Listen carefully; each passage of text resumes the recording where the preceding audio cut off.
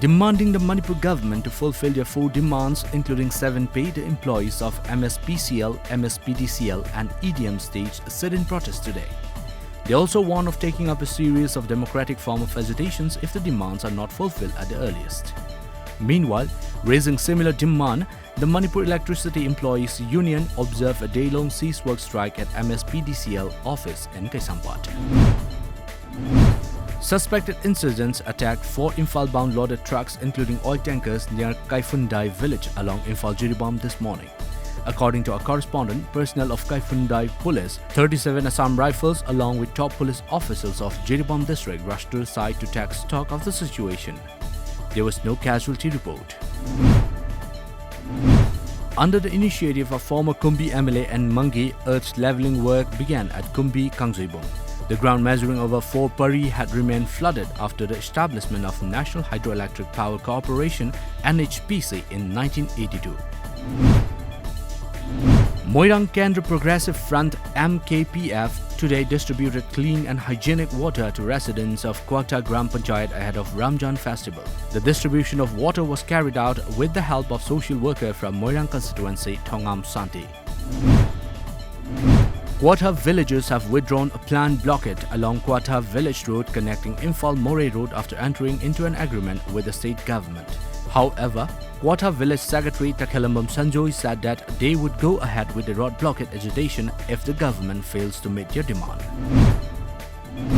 Radiant E-Ride showroom has launched lithium battery e-rickshaw, Excite Neo Plus and e-vehicle Komaki SE green number plate today at Sangai Pro in Imphal. Imphal West District Transport Officer T.H. Dinachandra, Radiant Group of Companies Chairman and Managing Director and Romeo attended the event. India reported the highest single-day rise of 2,739,000 new coronavirus infections yesterday, pushing the total tally of cases to 1,40,74,564, while the active cases surpassed the 14 lakh mark. According to a media report, the death toll has increased to 1,73,123 with 1,038 daily new fatalities, the data showed. Registering a steady increase for the 36th day in a row, the active cases increased to 14,71,877.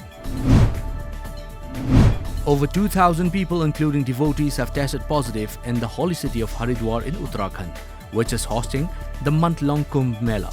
As of last night, a total of 2,167 people from the Kumbh area have tested positive for COVID-19 between April 10 and April 15.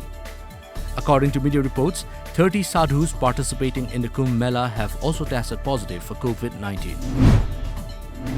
Opponents of military rule in Myanmar called for a silent strike today, urging people to stay at home to mourn the more than 700 people killed in protest against the February 1 coup and to wear black if they have to go out.